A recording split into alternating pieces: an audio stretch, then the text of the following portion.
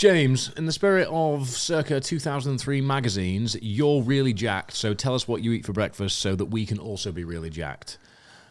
Oh, yeah, protein oats for me. How many years?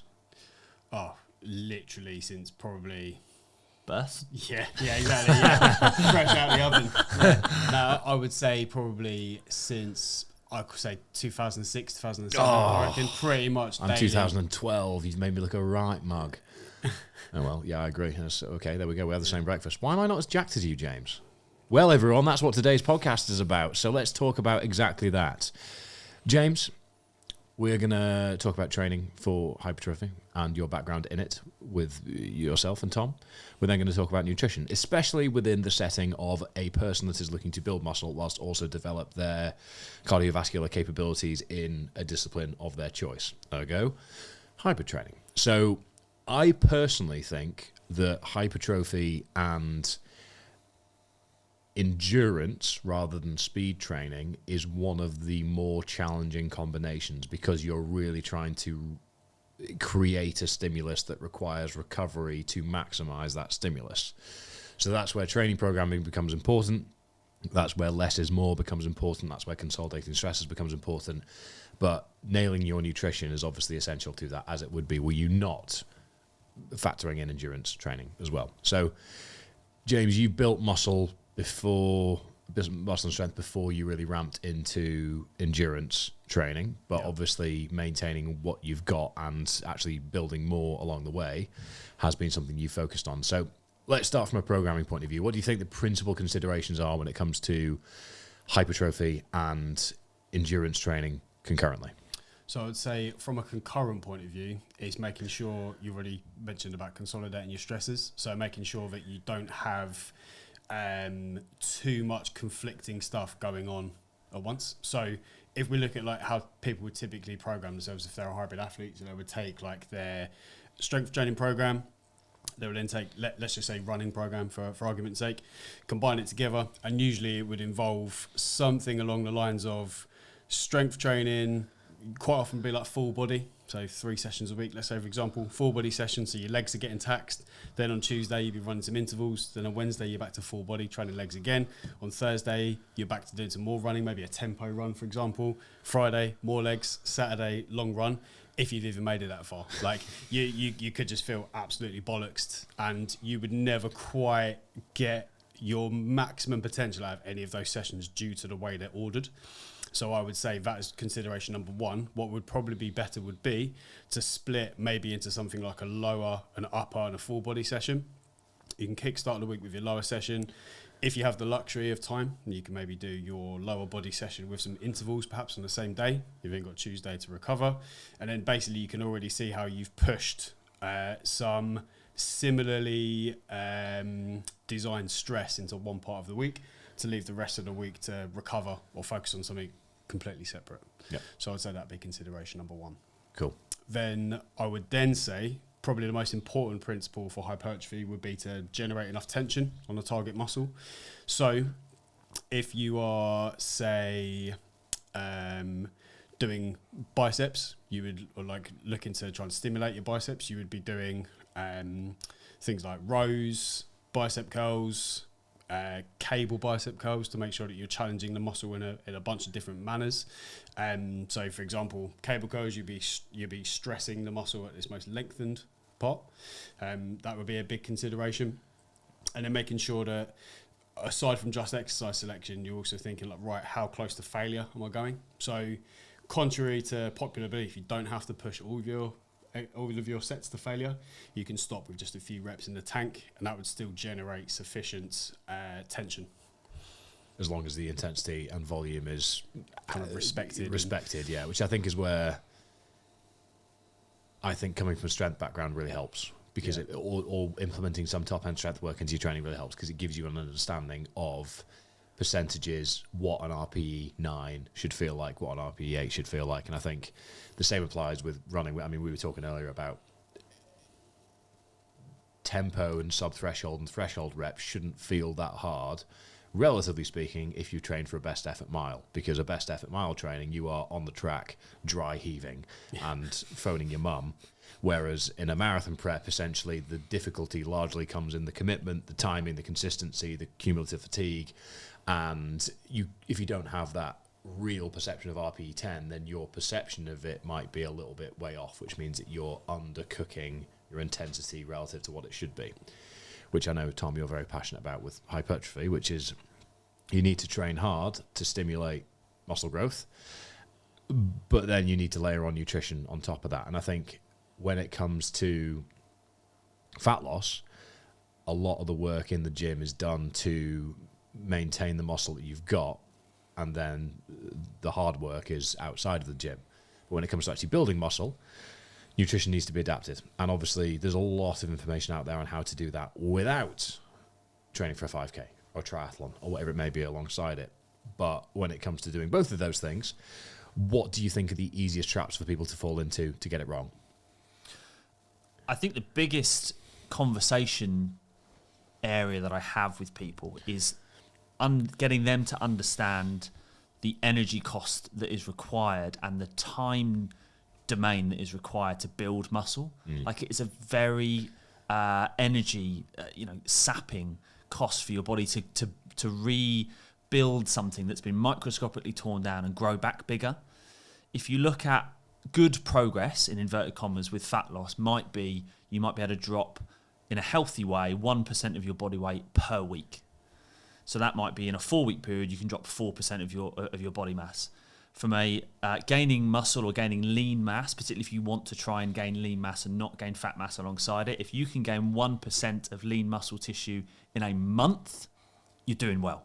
So it's, in terms of return of investment for time, it could take 4 times as longer to build that amount of lean mass versus losing that amount of fat mass. So I think sometimes people think the results are going to come quickly, and they're not sometimes committed to play the long game. They try and maybe often overcompensate when it comes to calories, and then just start putting fat mass on, and by week 2 they've given up, and they're like, I just want to go back to maintenance again because I'm not as lean as I was.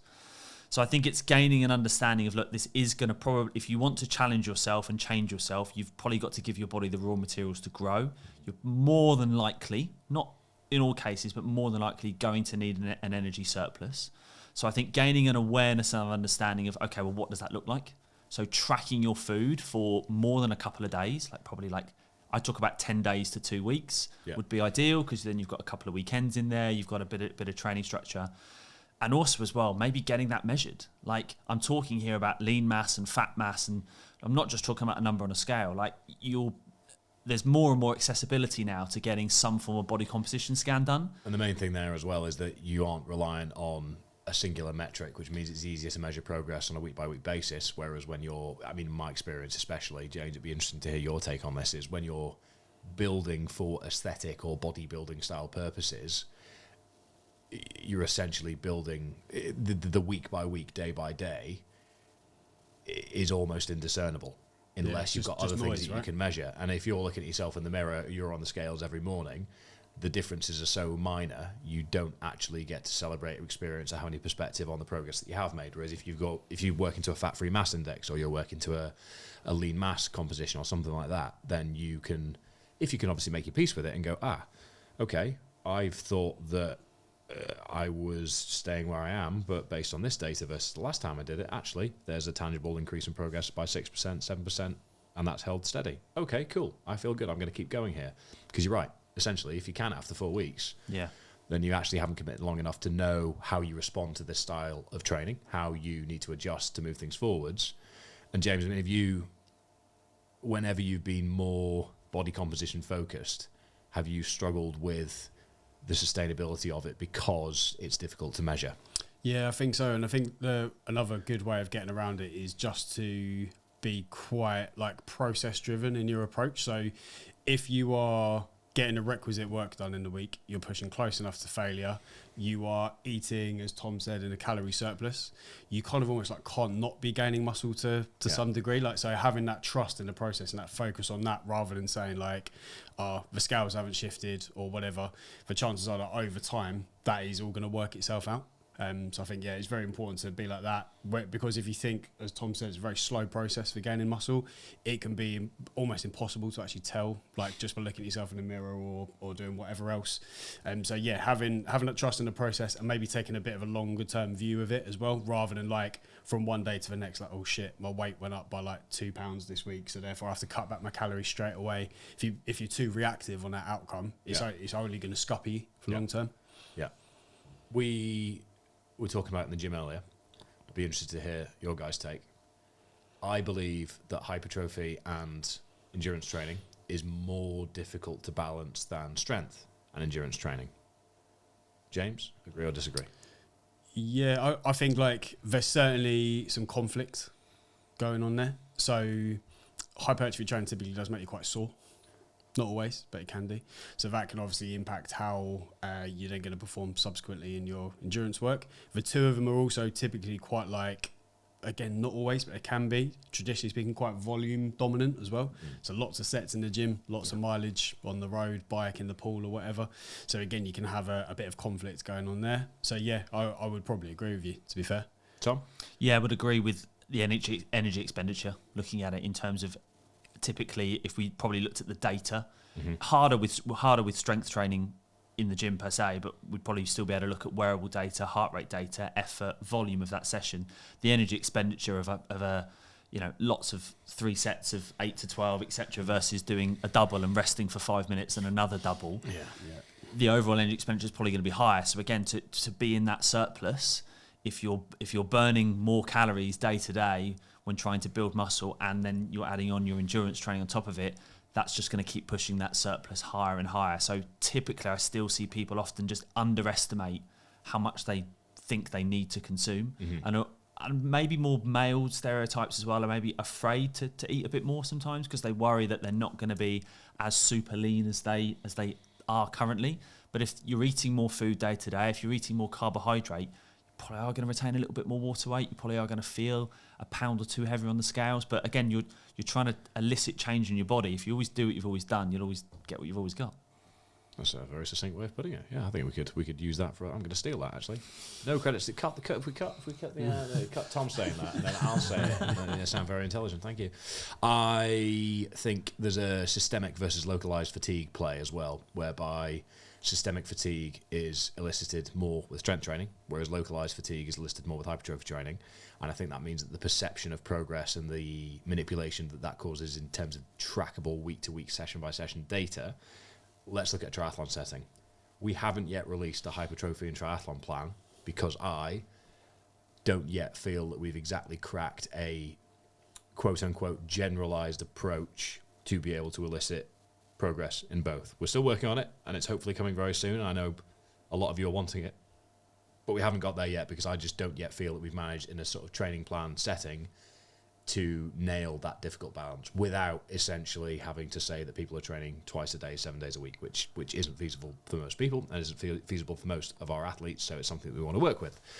So that's where I think those that are training for hypertrophy becoming more aware of the nuance of strength versus strength building versus muscle building, in that they're not as far apart as some corners of the internet may lead you to believe. There's kind of this misconception that strength training is entirely separate to hypertrophy training, and hypertrophy training is entirely separate to strength training, whereas they operate largely on the same mechanism and both support one another. More muscle means you've got more fibers that can be converted into more strength, and more strength means you've got more weight to be able to move through a full range of motion to create more fibers, vice versa. So as Mark Bell says, strength is never a weakness, and weakness is never a strength. And I think that applies here because a stronger foundation of strength will give you a bigger work capacity to allow for more hypertrophy volume alongside triathlon volume. So I believe, James, we'll talk about this offline of course,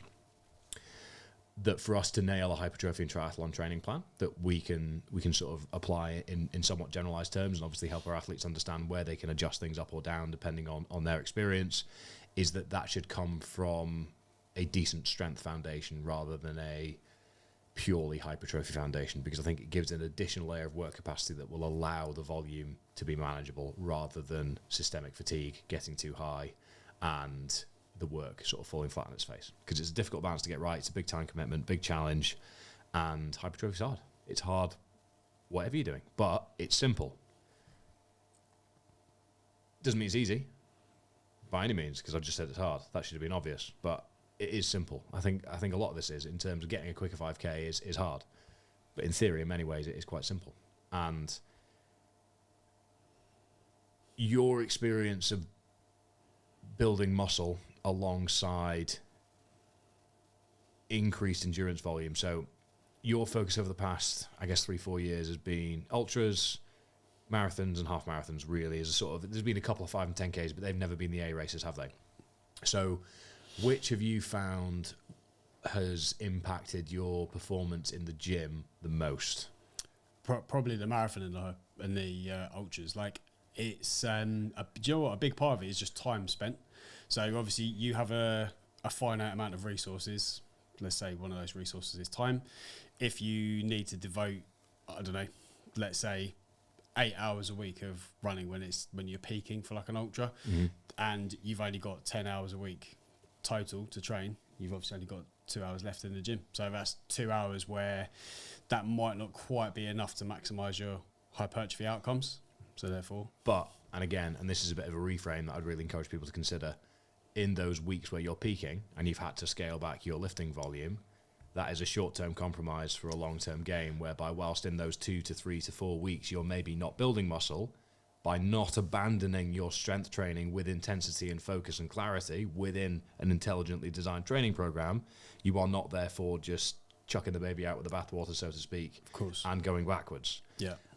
I think a lot of people confuse maintenance with failure, yeah. Which in this game, when you're trying to build bricks on top of bricks on top of bricks with your training over time, especially if training across disciplines, essentially, if you can bring your swimming up here and then you step away from swimming for 6 months, then the baseline at which you started and get started again will likely be higher because you've done more work in the past. Of course. I think that's one of the big things that people make the mistake of with lifting and endurance training, is they get to a point where fatigue gets high and then they quit one because it's hard.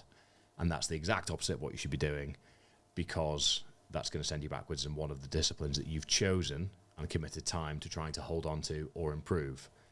If somebody finds himself in that situation, Tom, where they're peaking for a race and they feel like fatigue's getting high, they feel like their hunger signals are getting higher, and they feel like they're just working really quite hard, something I experienced in my last marathon prep, I just felt like I could eat and eat and eat and eat, could sleep and sleep and sleep and sleep.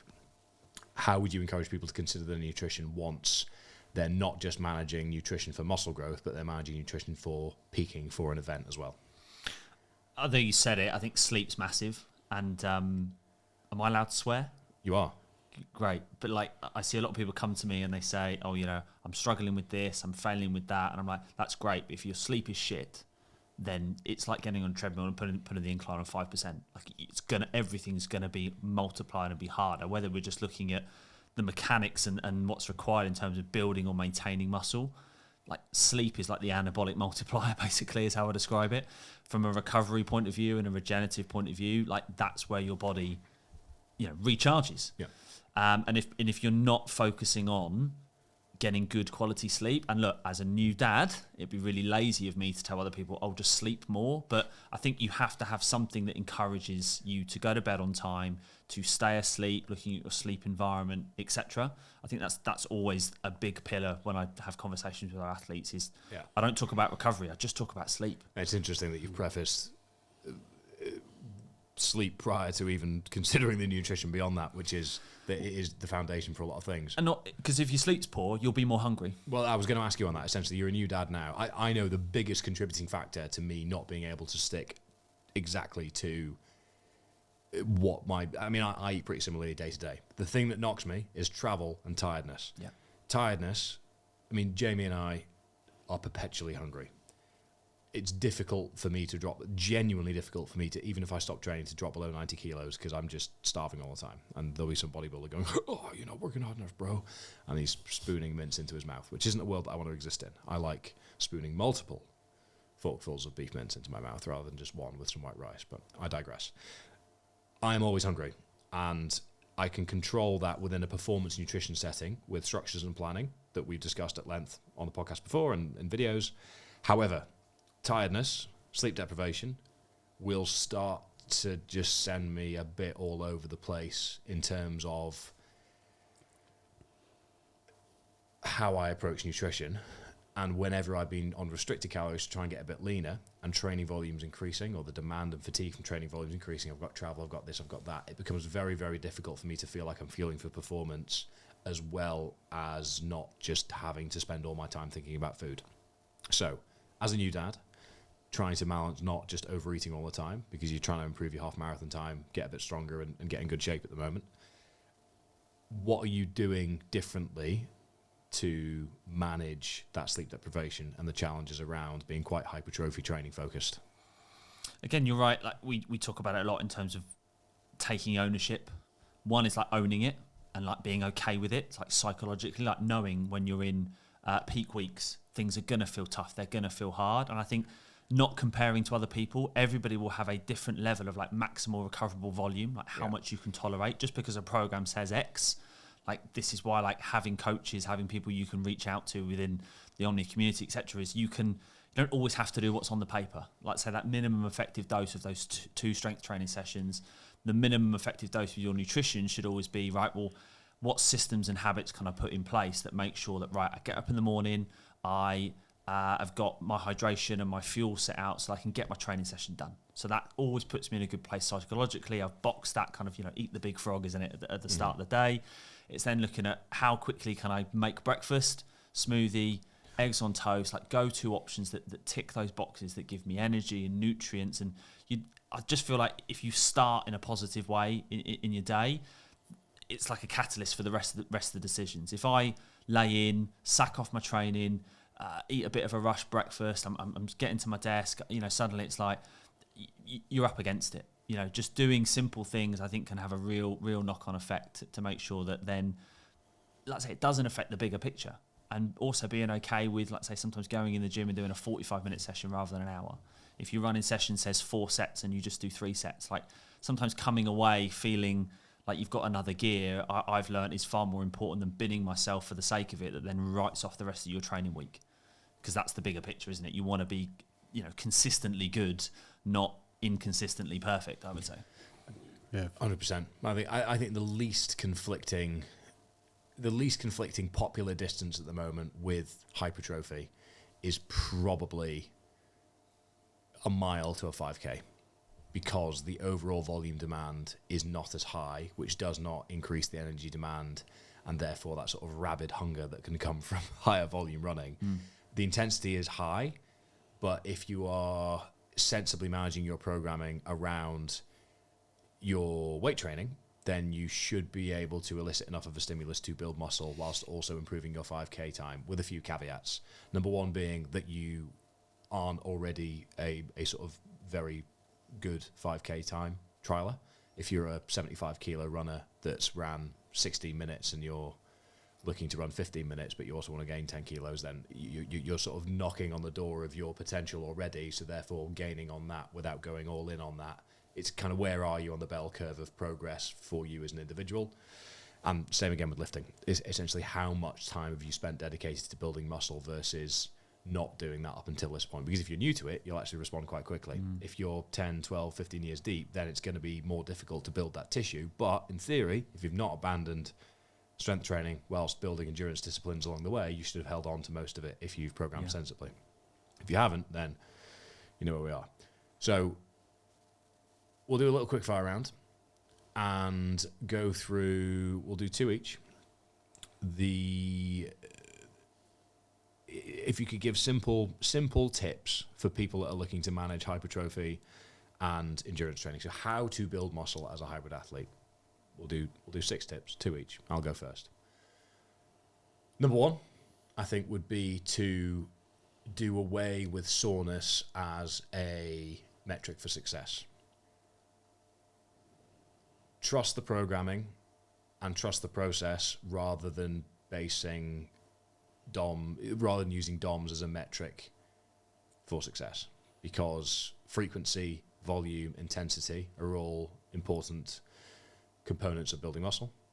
And I think traditional bro splits, the way that we've all sort of got into the gym, the process that we've all got into the gym has sort of designed this worldview where if you're not sore or you're not sweaty or you're not beaten up, you haven't worked hard enough and therefore you haven't elicited a stimulus.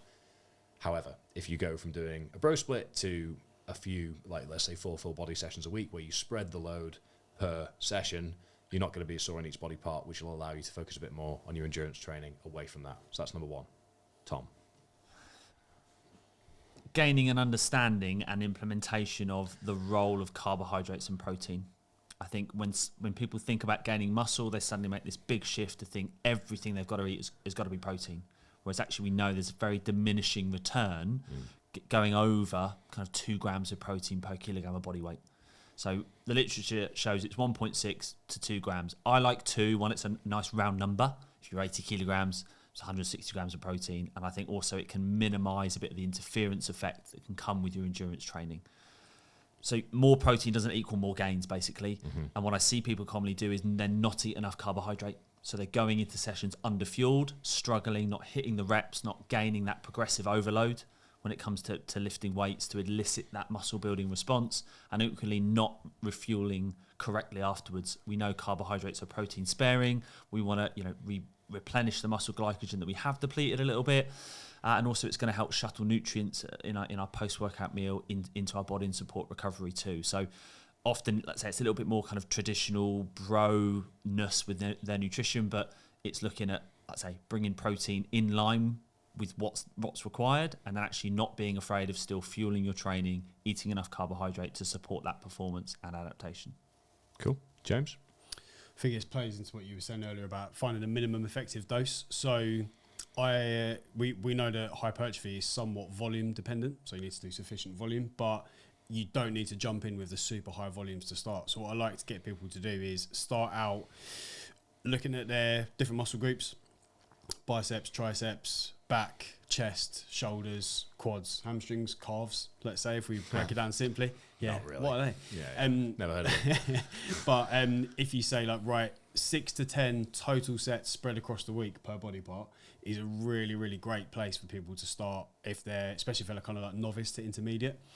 Then, once you've spent a good 4 to 6 weeks at that level of volume, trying to progressively get stronger on those sets, then you're going to be in a really, really good position to start to take that further and build the volume up if it's needed.